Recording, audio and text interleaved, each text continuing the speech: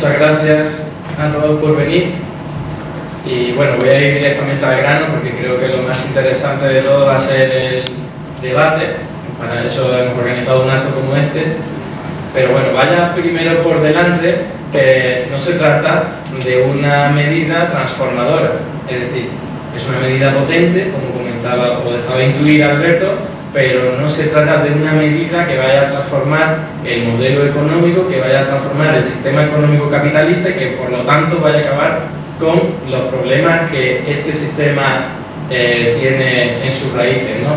No vamos a acabar con la desigualdad total, pero con una propuesta como esta, pero sí que se consiguen muchísimas cosas que no son pocas, ¿no? Por ejemplo, sacar a la gente de la pobreza, eso no es un objetivo baladí. Y al mismo tiempo conseguir también implantar lo que Alberto venía comentando, que es la conciencia de que lo público es lo importante en un mundo en el que vivimos en comunidad y que por lo tanto, antes que esa libertad negativa, como decía Alberto, lo importante es esa libertad positiva, teniendo también en cuenta que vivimos en unas comunidades en las que hay que convivir pacíficamente de forma armónica, que por lo tanto hay que tener en cuenta muchísimas otras cosas que por suerte en sociedades como las occidentales se ha avanzado mucho, pero como también sabemos desde ahora unos 20 o 30 años estamos yendo en ese proceso destituyente, perdiéndolas poco a poco todas las conquistas sociales que habían conseguido nuestros antepasados, ¿no? Hecha esta matización, cabe recordar también que la propuesta Alberto comentaba que fundamentalmente la habíamos coordinado Carlos y yo. Al fin y al cabo ha estado asesorada y seguida. Es una propuesta que todavía está en construcción, por supuesto, y para eso hacemos actos como este, para poder enriquecerla y cambiar los elementos que consideramos que no son suficientes o no son válidos. Pero parte de una propuesta, hunde su raíz en una propuesta que no es nueva, no es nuestra. Y es la que propuso un economista estadounidense que se llama Hyman Minsky en los años 80, que por cierto este economista es uno de los que se han recogido en la literatura a raíz de la crisis financiera porque fue uno de los que mejor diagnóstico hicieron y de los que mejor predijeron que la crisis financiera iba a estallar en algún momento. No sabían qué año, pero sí que lo decía y efectivamente acertó. Por lo tanto, es un economista a tener en cuenta y que esta propuesta en realidad está inspirada en lo que nos enseñó y lo que propuso este economista, ¿no? Pero no solo porque ha seguido desarrollándose teóricamente, técnicamente, por muchísimos economistas, no solo de Estados Unidos, sino también de Australia, de Francia, de Italia, etcétera, etcétera, ¿no? Si tuviéramos que definir la propuesta de una forma muy sencilla y muy breve, lo tendríamos muy fácil, porque es simple y llanamente que cuando una persona no tiene un puesto de trabajo porque no lo ha podido conseguir en el sector privado o en el sector público convencional, el Estado tiene la obligación de garantizarle un puesto de trabajo remunerado y con condiciones laborales dignas, independientemente de su edad, formación, condición, sexualidad, género, etcétera, etcétera. Es así de simple, una definición llana y breve, ¿no?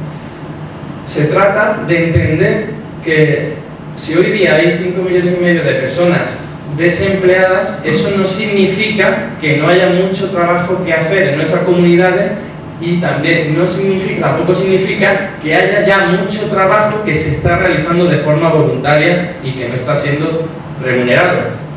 Estamos hablando de que no haya empleo no quiere decir que no haya trabajo. Y los economistas sabemos muy bien que allí donde hay necesidades, y no solo económicas, sino sociales, culturales, filosóficas, ecológicas, allí donde hay necesidades se puede crear puestos de trabajo para satisfacerlas, se puede hablar de economía, se puede crear una actividad económica. Estoy hablando de que es totalmente absurdo tener a 5,5 millones de personas inactivas cuando hay tanto trabajo que hacer en nuestras comunidades. Porque hay mucho trabajo que hacer.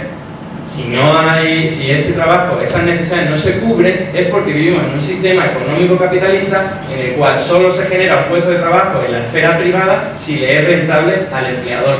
Si no es rentable en términos económicos, que no sociales o ecológicos, por ejemplo, si no es rentable no se lleva a cabo. Y ahí tenemos al Estado que se libra de ese límite, de ese obstáculo que es el de la rentabilidad privada y consigue crear actividad económica como la educación pública, como la sanidad pública, pero también como muchas otras, quitándose del medio ese límite de la rentabilidad privada.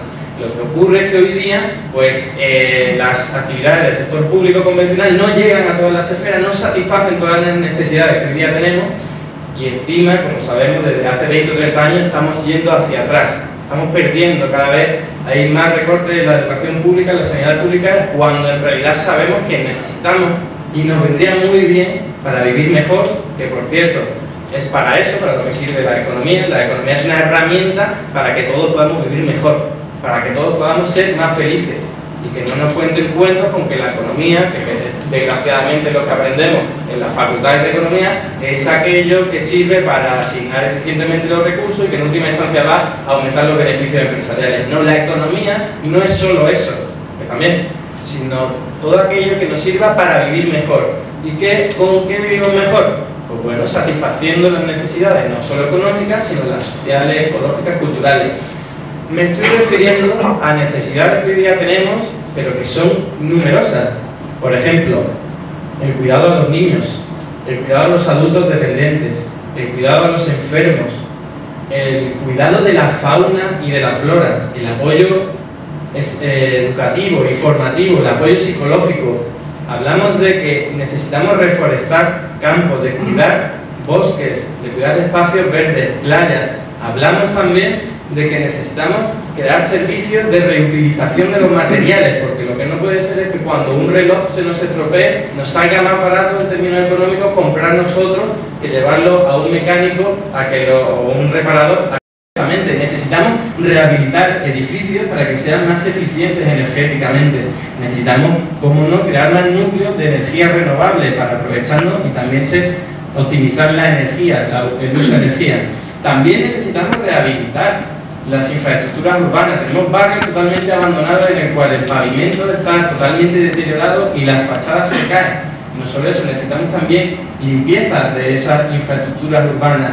Y necesitamos, mucho más que esto, o de forma complementaria, que también sorprende, necesitamos más actividades sociales de ocio, por ejemplo, culturales, deportivas. Necesitamos también representaciones teatrales, musicales. Todo eso es economía. Con todo eso, las comunidades viven mejor. ¿Es economía producir un reloj y venderlo? Claro que sí, nos es útil. Y vivimos mejor con un reloj que sin tenerlo, pero también es economía una representación teatral o poética o de cualquier otro tipo, porque nos hace vivir mejor, y eso también es economía. Lo que pasa es que nos han hecho que lo olvidemos. Por lo tanto, teniendo en cuenta esta cantidad de actividades que son necesidades para que todos vivamos mejor y que no están satisfechas, se puede hablar de 3 pilares fundamentales, que es lo que consiste en esta propuesta.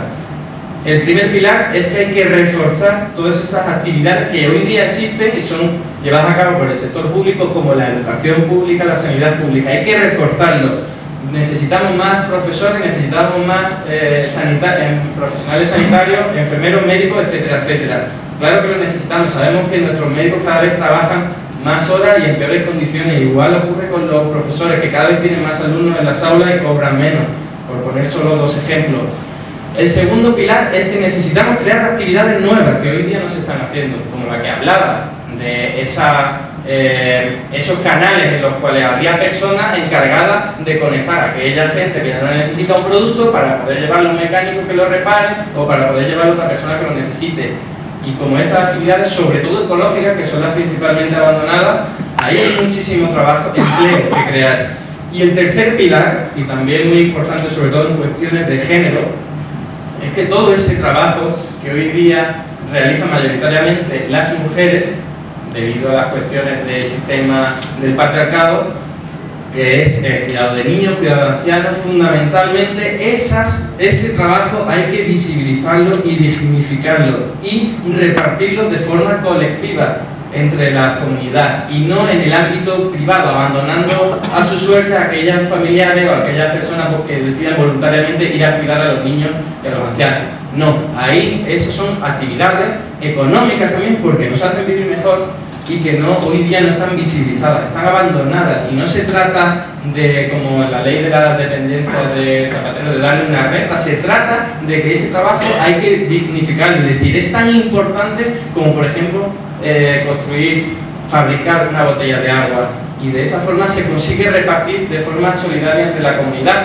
Y solo un dato, según la encuesta de empleo temporal del Instituto Nacional de Estadística, que lo que hace es medir la cantidad de horas que se dedica en los hogares, por ejemplo, al cuidado de niños, si hacemos del año 2010 y la cantidad de horas las hacemos equivalentes a puestos de trabajo a jornada completa, nos sale más de 1,5 millones de puestos de trabajo que quedarían de esta forma visibilizadas, remuneradas y con condiciones laborales, es decir, con derecho a la jubilación, con derecho al desempleo, también con derecho a pensiones de orfandad, etcétera, etcétera, vacaciones, etcétera, etcétera. Y el cuidado de los ancianos, de adultos dependientes, se crearía hasta 400.000 puestos de trabajo haciendo esta equivalencia. Es decir, estoy hablando de que hay muchísimos puestos de trabajo que crear, y eso no se nos puede olvidar cuando a veces comentamos la propuesta y nos dice, bueno, es que 5,5 millones de puestos de trabajo es una barbaridad, y decimos, en realidad necesitamos incluso más, porque cuando hemos decidido que sobran profesores o médicos, ¿en qué cantidad lo ponemos? ¿Por qué? Si lo que nos hacen es precisamente vivir mejor. ¿Dónde está? Argentina en el año 2005 llevó a cabo una propuesta parecida a esta, siguiendo las mismas características, y en solo 3 meses consiguió crear 2 millones de puestos de trabajo orientados y hacia las cabezas del hogar, que eran las que las necesitaban, eran quienes iban a beneficiar de esos puestos de trabajo, y eran servicio a la comunidad de cuidar a ancianos, pero no solo eso, sino también rehabilitar los edificios, etcétera, etcétera. Cuando hablamos de este tipo de propuestas, en la que hemos hecho aquí este acto para debatirlo, siempre se nos comenta que necesitamos, que debe haber una financiación, y debe estar claro, ¿no? Por supuesto, pero primero hay que tener en cuenta cómo funciona de verdad una propuesta de este tipo en términos financieros, en términos económicos. Lo primero que hay que tener en cuenta es que el Estado sería el que financiaría los puestos de trabajo, pero los llevarían a cabo los ayuntamientos en participación con la ciudadanía, es decir, sería el Estado el encargado de el participante que quiera adscribirse a un puesto de trabajo de este tipo, de empleo garantizado, lo que haría sería recibir un número de la Seguridad Social, y entonces cuando una vez realice el puesto de trabajo, el Estado va a transferir a su cuenta bancaria directamente la remuneración correspondiente, que ahora diré las propuestas que hay. De esta forma se evitan intermediarios también, todos sabemos cuando hay intermediarios lo fácil que puede ser que surja la corrupción, cuando hay un dinero que repartir. De esta forma nos evitaríamos los intermediarios porque recibirían su cuenta bancaria ese dinero y nadie más lo podría tocar. Es importante tener en cuenta que sería la sociedad civil la que se reuniría en los ayuntamientos, porque el Estado daría unas directrices para que más o menos se respeten este tipo de actividades que estoy diciendo. Por ejemplo, un 20% el cuidado de la fauna y la flora, porque consideramos como sociedad que es importante tenerlo en cuenta. Y una vez hechas las directrices, la gente decidiría cuáles son los detalles, y además son los propios vecinos quienes mejor conocen las necesidades sociales, económicas y ecológicas de sus comunidades. Por lo tanto, tendrían mucho que decir. Es decir, en nuestra localidad dirían, pues necesitamos que se hagan tantas actividades porque aquí estamos muy faltos, aquí tal. Y de esta forma se diseñarían los puestos de trabajo en las localidades y se repartirían luego, en función de la gente, todo lo que hay, pues cada uno podría elegir entre las opciones, ¿no? Por supuesto debería haber control y supervisión, porque sabemos que este tipo de actividades hay que vigilarlas para que se lleven a cabo, y en el caso en el que una persona no cumpliese las reglas correspondientes tendría que ser penalizado. Y proponemos, aunque por supuesto está todavía a debate, que en el momento en que hay una persona que se penalice 2 veces tendrá que ser expulsado al menos durante 1 año del puesto de trabajo, ¿no? Es importante tener en cuenta también que, y fundamentalmente, los beneficios de un programa así no solo es que saques a esa persona de la pobreza porque le estés dando un salario por haber realizado un trabajo, sino que hay mucho más que eso. Amartya Sen nos decía que la pobreza no es solo ausencia de un ingreso monetario, sino que es también la falta de oportunidad de integrarte en la vida política, la vida pública, la vida cultural. La gente se siente más realizada cuando sabe que realiza algo a favor de la comunidad, que se siente útil con sus vecinos y sus comunidades, porque todo el mundo sabe, o si no nos lo podemos imaginar, lo triste que es que una persona se sienta inútil en una sociedad en la que lleva desempleado muchísimo tiempo y dice, ¿qué pasa? Que no sirvo aquí para nada. Eso es muy importante, y solo unos datos que reflejan también la experiencia de Argentina en el año 2005. Se hizo una encuesta a la gente que participó en los programas de este tipo y se dijeron, bueno, ¿por qué estás satisfecho con el programa? Di por qué estás satisfecho. Bueno, pues de todas las respuestas que dieron, en quinta posición, una de las menos importantes, era que porque recibían un ingreso. La primera era porque se sentían útiles con la sociedad. La segunda era porque podían realizar algo. La tercera era porque lo hacían en condiciones buenas. Y la cuarta era porque aprendían y se formaban. Los beneficios no solo van por el lado de estos individuos que están participando en el empleo, sino que también van por la sociedad. Estamos hablando de que se estarían satisfaciendo necesidades sociales, ecológicas, culturales, y no solo eso, se está generando renta, se están generando puestos de trabajo, se está cuidando al medio ambiente en la medida de las posibilidades en las que pueda alcanzar puestos de trabajo de este tipo. Se está también estabilizando, creando una armonía social en el cual también se acabarían reduciendo los problemas derivados del desempleo, que hay una multitud de estudios académicos que nos hablan precisamente de que el desempleo es la causa de muchísimos problemas psicológicos, con lo cual también estaremos atacando a esos problemas, personas que tienen problemas psicológicos de verdad por sentirse inútiles en las sociedades. Cuando hablamos también de otro tipo de beneficios, resulta interesante destacar uno que a menudo se olvida, y es que la economía sumergida en este país ocurre en buena parte porque hay personas que no les resulta conveniente realizar un puesto de trabajo, una actividad económica y declarar los ingresos, y así acaba al margen de todas las condiciones laborales, de todas las garantías laborales que concede un estado del bienestar. En una propuesta así, todo este tipo de trabajo acabarían desapareciendo, porque lo que ocurre, en esa mayoría, no todo, porque ocurriría que se podrían acoger a este plan de empleo garantizado para tener garantía, estabilidad, porque siempre va a poder tener un puesto de trabajo, y también garantías laborales, ¿no? Hay también unos beneficios que son de recaudación tributaria. Estamos hablando de que, claro, al combatir de esta forma, hacer aflorar la economía sumergida, saldría mucha gente tendría sus propios salarios, y lo que ocurriría es que aumentaría la tributación, precisamente no solo por los salarios, sino también por otras figuras impositivas como las del IVA, impuestos al tabaco, impuestos al alcohol, a los carburantes, incluso impuestos de sociedades, porque irían a comprar a las empresas y las empresas facturarían más y luego tendrían que declarar impuestos al sector público, a la hacienda. Y otra cosa muy importante, la seguridad social.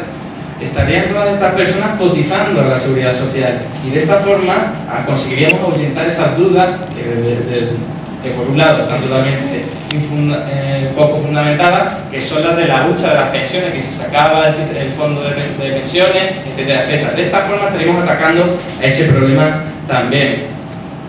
Otros beneficios son que precisamente estas personas acogidas a los puestos de trabajo se formarían, estarían aprendiendo habilidades. Estamos hablando de que, por ejemplo, la rehabilitación de edificios para hacerlo más eficiente energéticamente, estamos hablando de que habría arquitectos, ingenieros trabajando en todo eso, y no como hoy día le ocurre a mucha gente que está desempleada. Estarían aprendiendo, desarrollando conocimiento, sabiendo cómo se hacen las cosas. ¿Para qué? Pues podrían también decidir, una vez que saben cómo funcionan las cosas, pues crear su propio puesto de trabajo o crear una cooperativa para luego llevar a cabo un negocio habiendo aprendido todo, poniendo en práctica todo lo que han aprendido. Eso es muy importante, porque no se puede dejar a la gente, como hoy día ocurre, desempleada, pues están perdiendo todas las capacidades.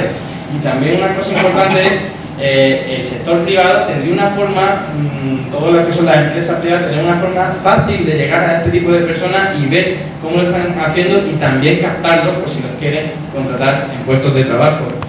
Cuando hablamos del sector público, también hay que tener en cuenta que es más fácil controlar los abusos, pues de todo tipo, ¿no? Que haya discriminación sexual, racial, De esta forma se consigue hacerlo mucho más fácil que dejándose al empleador privado, que como todo el mundo sabe es mucho más difícil de controlar y de supervisar.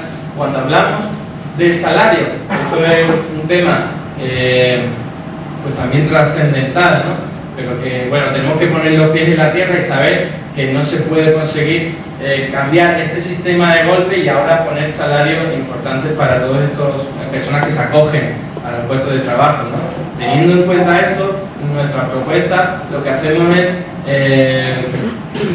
establecer un salario que dependería de los puestos de trabajo en función a 3 escalas. Habría uno de alta cualificación, de media cualificación y de baja cualificación, y los salarios irían en una horquilla de 900 a 1.200 euros brutos mensuales, cosa que sabemos que ni es mucho ni es poco, pero tenemos en cuenta lo que acaba de decir antes de empezar a hablar de esto, ¿no? Que tenemos que poner los pies en el suelo. De todas formas, insistir en que es una medida de emergencia y no transformadora, ¿no? En la que, por supuesto, no sería el objetivo sino ir poco a poco caminando a mejorar la propuesta, ¿no? Los salarios deberían ser fijos en cada uno de sus tramos, porque es muy importante en términos macroeconómicos y de relaciones laborales.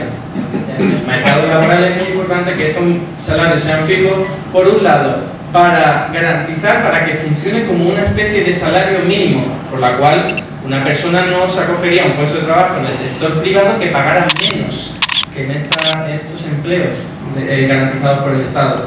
No se acogerían a un puesto de trabajo que pagara menos, porque siempre tendrían la alternativa, esa garantía de trabajar en un puesto de trabajo con condiciones salariales. De esta forma lo que haríamos sería destruir o, bueno, obligar a los empleadores a aumentar los salarios a estas personas, a estos trabajadores, o destruir estos puestos de trabajo. Pero no solo destruirlos y dejarlos sin nada, sino convertirlos a trabajos en la esfera pública, en el empleo garantizado, que vayan luego a satisfacer las necesidades sociales y económicas y culturales y ecológicas, etcétera, etcétera. Y por otro lado, porque supone un ancla de precios, y esto también es muy importante, y como bien teorizaban los economistas a los que me estaba refiriendo antes, es muy importante tener un ancla de precios en una sociedad que se podría llegar al pleno empleo. Obviamente sabemos que con una propuesta de esta el objetivo final es llegar al pleno empleo, ¿no? Con las condiciones en las que estamos hablando, pero de llegar al pleno empleo, ¿no? Cuando hablamos de coste, y esto por supuesto es muy interesante y muy importante, hemos realizado de forma también con la colaboración de asesores fiscales para saber, y del mercado laboral, para saber cuánto coste le supondría al Estado, nos encontramos, como bien anticipaba Alberto, que el coste neto no alcanza ni el 1% del PIB para dar empleo a 1 millón de personas solo en el primer año con los salarios de los que estaba yo comentando. Es decir, un empleo garantizado no puede implementarse de la noche a la mañana, lo tendríamos que llevar a cabo pues, de forma escalonada. Por ejemplo, 1 millón de puestos de trabajo, cada año, para hacerlo bueno, de una forma que sea también controlable por si hay un desvarío importante de corregirlo, etcétera, etcétera. En el caso de 1 millón de puestos de trabajo con las condiciones salariales de las que os comento, el coste neto sería inferior a ese 1% del PIB, que lo ha dicho Alberto. En el año 2012 solo hacerse cargo de las pérdidas de las entidades nacionalizadas, entidades bancarias nacionalizadas, supuso un 1,2% del PIB. Es decir, para eso fue un gasto superior. Y en cualquier caso también hay que tener en cuenta unos elementos muy importantes. ¿Qué ocurre cuando se le da a alguien un puesto de trabajo? Que recibe un salario. ¿Y qué ocurre con ese salario? Pues que en realidad lo pone en funcionamiento, y aquí es donde hay que tener en cuenta cómo funciona en la actividad económica, que ese dinero va pasando de mano en mano y además va tributando. Y eso es totalmente imprescindible de tener en cuenta, porque lo que ocurriría es que con ese impulso de darle 1 millón de puestos de trabajo a la gente, también estaría recibiendo luego un ahorro económico. Estoy hablando solo en términos económicos, que es pues toda esa recaudación a través de IRPF, de IVA, impuestos del tabaco, etcétera, etcétera. Y no solo eso, sino que, como bien ha comentado Alberto, también habría un ahorro en las prestaciones por desempleo. Si lleváramos a cabo un programa a todos los que hoy día están desempleados, que según la encuesta de población activa es de 5,5 millones, de 5,4 millones de desempleados, de personas, el coste neto, teniendo en cuenta todo lo que estoy diciendo, el ahorro por desempleo, todo lo que se recaudaría luego, y estamos haciendo un cálculo muy moderado, muy conservador para lavarnos las manos, ¿no? Y para ser cautos, pues no alcanzaría ni el 2,3% del PIB. Estoy hablando de coste neto, que es el coste salarial más el coste material de todo el equipamiento y también los costes de gestión. A eso restarle todo lo que se ahorraría por prestaciones por desempleo y otras ayudas públicas, sociales, y también lo que se acabaría ahorrando, recaudando, pues todo lo que es la recaudación tributaria de lo que os estaba hablando, ¿no? Por supuesto son estimaciones, con lo cual es imposible, es muy difícil saber cuánto se va a recaudar si le damos a 1 millón de personas puestos de trabajo, pero sí hay estimaciones y así se hacen, por ejemplo, los presupuestos generales del Estado y cualquier informe económico. Y nosotros, bueno, hemos tomado en cuenta una serie de indicadores de economía utilizando los tipos medio efectivos del curso fiscal del año 2012, porque es el último que teníamos. Y bueno, no voy a aburrir con todo el tipo de datos. Para el que le interese, aquí está. Ha sido suponiendo que un 80% acogería tiempo a jornada completa, un 20% a jornada parcial, de que la propensión al consumo sería del 70%, un indicador keynesiano del 1,5%, pero como decía, no me quiero detener ahí, ¿no? En todo caso, si a alguien le interesa, lo podemos debatir enseguida porque no me queda mucho para terminar. La financiación, porque sabemos ya cuánto será el coste, pues la financiación también es muy interesante, porque simplemente atendiendo a la reforma fiscal que proponen los técnicos de Hacienda, se recaudaría en un año, según esa reforma fiscal, 6,3% del PIB. 6,3% del PIB según sus propias estimaciones. Estamos hablando de combatir el fraude fiscal, de ponerle impuestos a las transacciones financieras, a la renta del ahorro, etcétera, etcétera. En cualquier caso, no necesitamos ni siquiera una reforma fiscal tan potente para llevar a cabo un empleo garantizado de este tipo. Y además, en el caso en el que, por ejemplo, para llevarlo a cabo las reformas fiscales tardan su tiempo en generar sus frutos, si necesitamos realizar un desembolso para esos millones de personas que acaban de acogerse un puesto de trabajo, lo que hacemos es sencillamente acudir al Instituto de Crédito Oficial, porque ya lo hizo, por ejemplo, Rajoy. Tiene la posibilidad, este instituto, que es lo poco de banca pública que nos queda, acceder a la ventanilla de descuento del Banco Central Europeo, es decir, directamente financiarse desde el Banco Central Europeo, que es el que crea el dinero de la nada, con solo teclear, y de esta forma el coste de la financiación sería mucho más barata. Esto Rajoy, que siempre nos dice que no es partidario de la banca pública, luego lo aprovecha de ello y utiliza este canal. Por ejemplo, en el año 2012, cuando la prima de riesgo estaba tan elevada y era tan caro financiarse, pues lo que hizo fue acudir al Instituto de Crédito Oficial para que le resultara más barato. Pues si se puede hacer para financiar las administraciones locales, para los gastos corrientes, también se puede hacer para generar puestos de trabajo, sobre todo teniendo en cuenta que el coste económico luego no es tan reducido.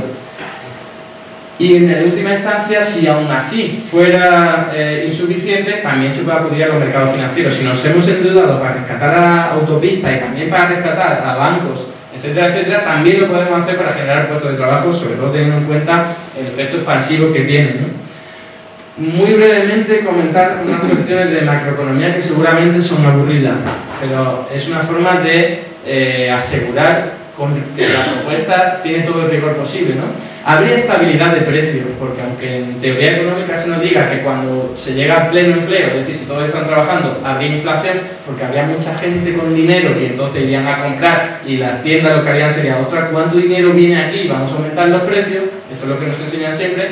En realidad, con una propuesta así no ocurriría. Por un lado, está lo que os he dicho, por el lado de los salarios, como son fijos, ahí hay un ancla de precio, ahí no hay tensiones inflacionistas.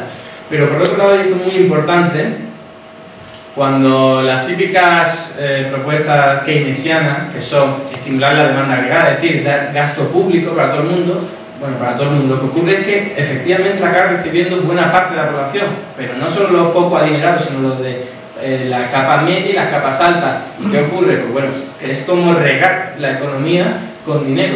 Y claro, ese sí es el problema, porque la gente con más dinero en los bolsillos va a las tiendas a comprar y entonces genera una tensión inflacionista. ¿Qué ocurre con una propuesta de empleo garantizado? Que vas no a regar la economía con dinero, sino a inocularla a aquellas personas que precisamente son las que no tienen hoy día posibilidad de tener ingresos. Por lo tanto, estás llevando el dinero solo a aquellas personas que lo necesiten y estás solo inyectando el dinero suficiente y dándoselo a las personas que son las que menos dinero tienen, de forma que no consigas tener tensión inflacionista impresionante, es decir, importante, porque a lo mejor habría tensión inflacionista. Hay un economista, por ejemplo, estadounidense, Wheeler, que lo que dice es que probablemente habría tensiones de 0,6% de inflación, lo cual hoy día, que estamos en deflación o en amenaza de estarlo, incluso nos vendría bien, ¿no? Por el lado de la negociación laboral, y con esto voy terminando de verdad, está lo que nos vienen a decir muchos economistas, y es cuando hay una economía en pleno empleo, hay tensiones a que los salarios aumenten, porque aumenta demasiado el poder de negociación de los trabajadores. Los trabajadores pierden el miedo a perder el trabajo porque hay muy pocos desempleados y no tienen miedo a que un desempleado les robe el puesto de trabajo. Pero precisamente este mecanismo estabilizador sigue funcionando con el empleo garantizado. ¿Por qué? Porque si hoy día el miedo o la alternativa de salir despedido es ir al paro, aquí la alternativa sería ir a un puesto de trabajo que, reconozcámoslo, tiene unas condiciones salariales reducidas y que además no puedes realizar cualquier actividad, sino que hay actividades a realizar y no puedes a lo mejor realizar lo que efectivamente te gusta o en un ambiente mucho más acogedor, etcétera, etcétera. Es decir, es una forma de estabilizar de esta forma los precios, porque ya no habría una potente negociación de los trabajadores para decir, oye, aumentame los salarios o consígueme mejor las condiciones laborales, porque la alternativa es no tenemos ese miedo a perder el trabajo, ¿no? Y es importante también a la hora de considerar que cuando la economía va muy bien y a los empresarios lo que ocurre es que empiezan a contratar a trabajadores y a invertir, etcétera, etcétera, pues precisamente con un empleo garantizado, el empleo garantizado, todos los participantes irían reduciéndose, porque muchos de ellos pasarían al sector privado, donde habría un puesto de trabajo que a lo mejor les resulta más satisfactorio o condiciones salariales mejores, con lo cual al final la inyección de dinero por parte del Estado sería mucho menor, iría reduciéndose, y lo contrario ocurre en épocas de recesión, en la cual los empresarios le van mal, despiden a la gente y claro, pues esa gente en vez de pasar al paro pasarían un programa de empleo garantizado. Con lo cual sería contener la presión deflacionista, igual que en un momento de boom económico sería contener la tensión inflacionaria que computa para el PIB, que por cierto solo estadísticamente el déficit público y la deuda pública se reducirían. Con este aumento del PIB no significa que se estuviera deteriorando todavía más el medio ambiente. Y por último, el avance en la democratización de la economía, lo que supone que es un avance en el que la comunidad local vaya y diga, pues tenemos estas necesidades, nos sentamos todos juntos y decimos qué es lo que vamos a hacer, quién lo va a hacer y de qué forma lo va a hacer. Esa es una forma de democratizar o de avanzar en la democratización de la economía. Y eso es todo. Ahora damos paso al debate, siempre teniendo en cuenta lo que os comentaba, ¿no? Que esto es una propuesta en construcción y que por supuesto todo lo que salga aquí a reducir nos va a servir no a nosotros sino a todo el mundo para poder tener una propuesta mucho más afinada y mucho más útil para la sociedad y sobre todo en el momento que estamos viviendo. Nada más, muchas gracias.